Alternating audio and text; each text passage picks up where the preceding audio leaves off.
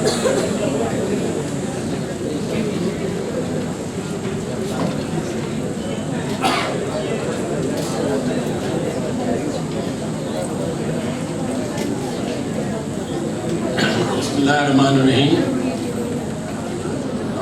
Hassan, faculty and students of Urdu University, ladies and gentlemen, dear friends, it's a great pleasure to be here at your invitation to discuss a subject of paramount importance for Pakistan, a country which has faced challenges in foreign policy right from the word go, and these challenges continue.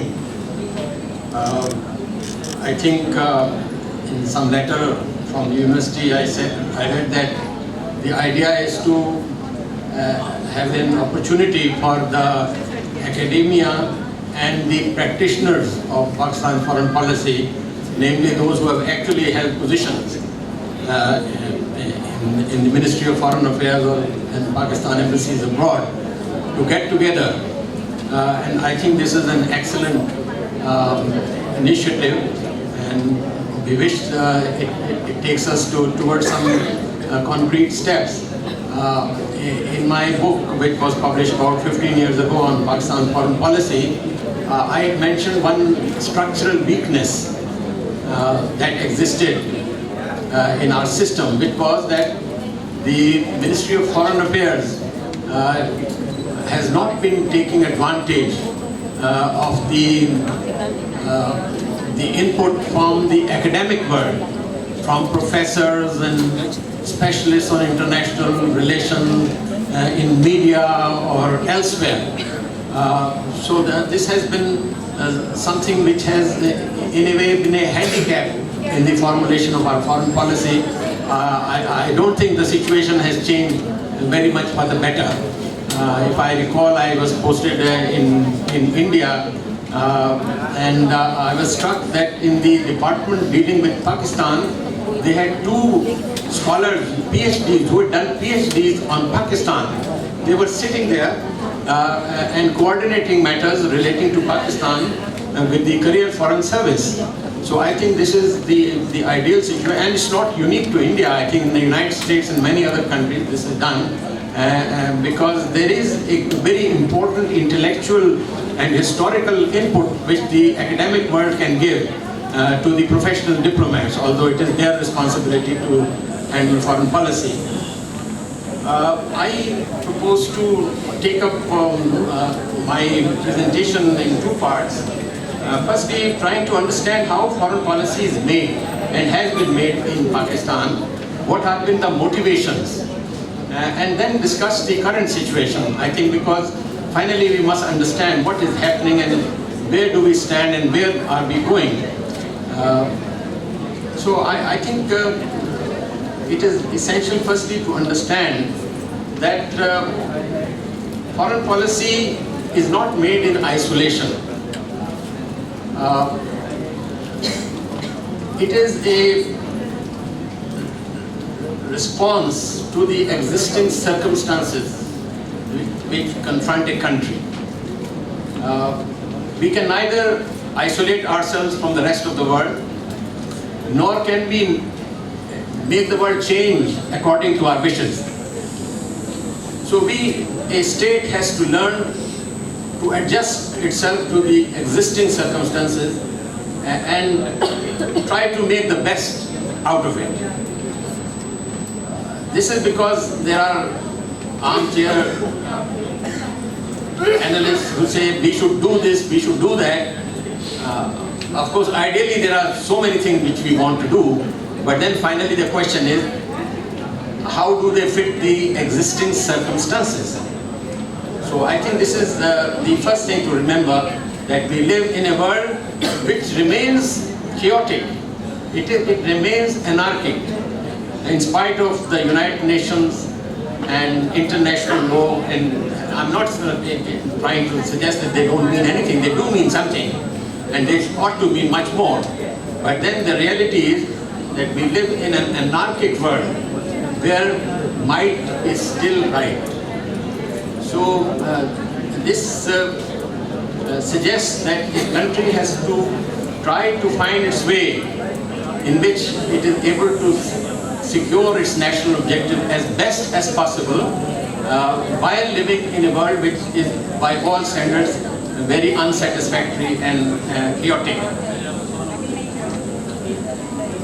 Foreign policy is described as the pursuit of national interests in the international arena.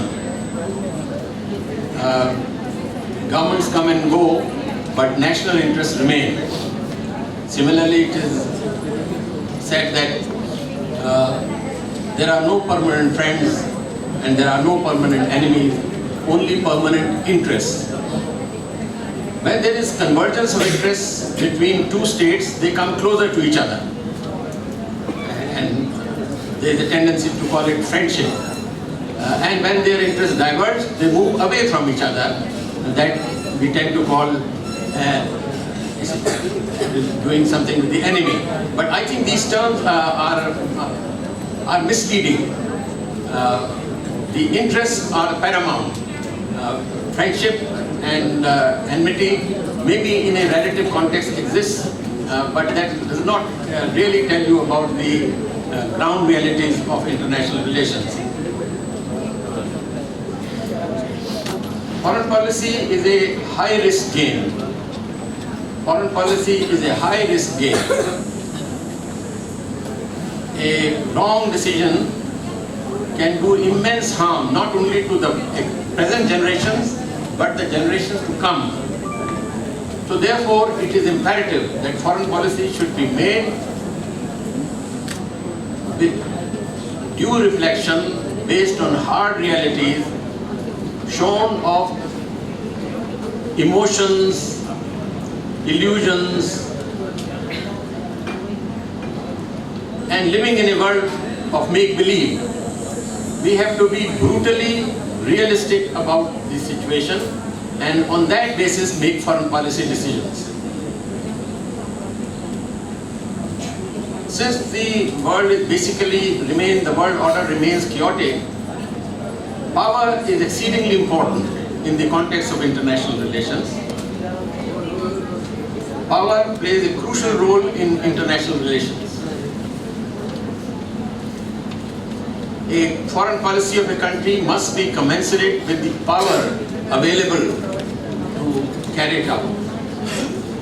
If you are overambitious, you lead your country into serious difficulties, fatal difficulties. And power comes from capability. Capability consists of a number of obvious factors: size of the country, area, population, resources, technology, economic development, education, political stability, national cohesion, and so forth. Together, they give power to a country. And there is another thing, that states are constantly watching each other to understand as to what are their weak points and what are their strong points. So in a way, international relations is like a game of chess.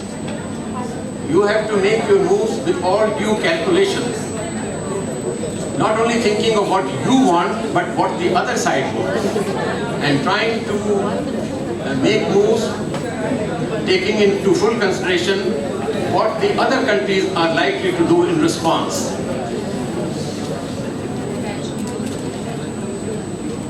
Now, the foreign policy of Pakistan has been made really on the same motivations as those of any other country. Survival of the state was the paramount consideration.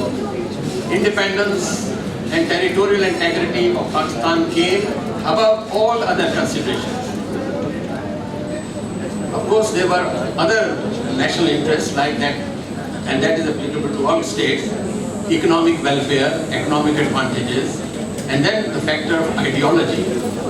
In our country, no doubt, this has been the Islamic dimension has been a factor, but it should be regarded as a subsidiary factor. The most important factor was survival and then economic welfare. You know the history of our relations. The fact was that we inherited an adversarial relationship with our neighbor India, which remains several times bigger than Pakistan in area, resources, and therefore military and economic capability. Now, of course, there are different ways of looking at it, but I think the prevailing factor was that from the beginning, the foreign policy of Pakistan proceeded on the assumption that there is a grave existential threat to Pakistan's security from a country much larger than Pakistan. Now, I don't think I have the time to go into why this perception was made. Some people say, I suppose in India the saying is that we are India obsessed, and many others also question it, but I don't go into the judgment of that debate. I say this was taken by the Pakistani policymakers as a fact. The perception of a grave security threat from India has been the most dominant factor which has influenced the formulation of Pakistan's foreign policy as well as Pakistan's defense policy. And that continues to be the situation in spite of the fact that in some ways the nuclear deterrent has changed the ground realities, but not changed them fundamentally. In a marginal way, it has become a deterrent.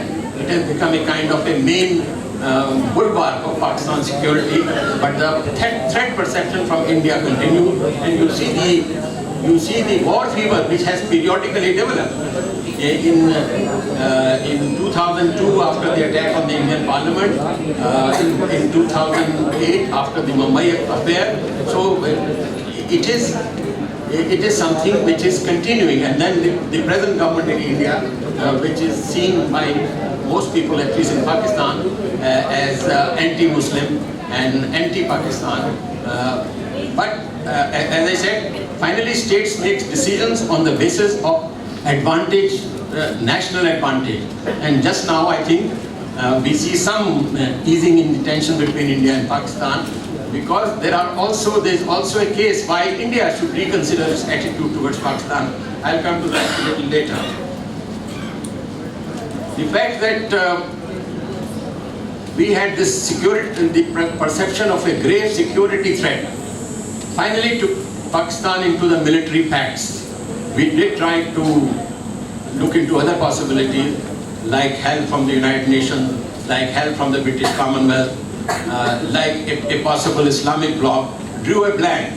Pakistan could not put its trust either in the UN or the British Commonwealth at that time, now the Commonwealth, or the Islamic countries, that they will come to Pakistan's help when the Indian troops will be marching on Lahore. We could not possibly take that risk. Under the circumstances, because Pakistan was militarily so vulnerable, the decision taken was that we should join the military pacts, basically to strengthen Pakistan's military capability as well as its economic situation. And I think between 1954 to 1961, Pakistan received, I think, $3 billion in economic aid and $1.5 billion in military aid. And the fact that in the 1965 war against India, we were able to hold our own. Some people claim we had a victory, but certainly we were able to hold our own, which was itself a fantastic achievement considering the size of India. I think the fact that we had received so much of military hardware and other things during this membership of the pacts was a key factor in Pakistan's survival at that time. For the same reason, the search for security, or let us say call it balance of power, seeking a balance of power, because balance of power has been throughout history an instrument for maintaining peace in the world. And so again, it is not unique to Pakistan that we sought to have balance of power vis-a-vis India. One avenue was the military pact, but Pakistan also opted for China. From the beginning, we tried to have good relations with China, but from around 1960, we developed a very close friendship with China which has survived 50 years later and must continue. This is a key pillar of Pakistan's foreign policy. Similarly, we sought with some success to establish a close relationship with Muslim countries, in which we should single out Saudi Arabia, also Iran, Turkey, the Gulf states, and by and large other states also have helped us in time. But with Saudi Arabia, it has been a fundamental relationship. It is a pillar of Pakistan's foreign policy. Saudi Arabia has given us significant help, military help, economic help, diplomatic help, and it has therefore been an important pillar of Pakistan's foreign policy. However, there was a negative side of joining the military pact, which was that the other superpower was displeased and annoyed. Now, in this way, there is a contrast. China could also have been displeased with Pakistan. After all, we joined CETO. But we were able to convince China that our reason for joining the pact was the desire to strengthen ourselves vis-a-vis India. And we were not guided by any anti-communist crusading instincts. And we did not think there was a threat to Pakistan from China. And in fact, we assured China that in case, and Chou En-lai said that, I quote Prime Minister Chou En-lai, who said that I am satisfied, I've been assured by Pakistan that if there is a case of US aggression against China, Pakistan will not be part of it. And that was right, because the CETO Pact only talked of aggression from the communist country. It did not say that the United States and its allies will attack the communist country and therefore Pakistan is bound. So I think the Pakistan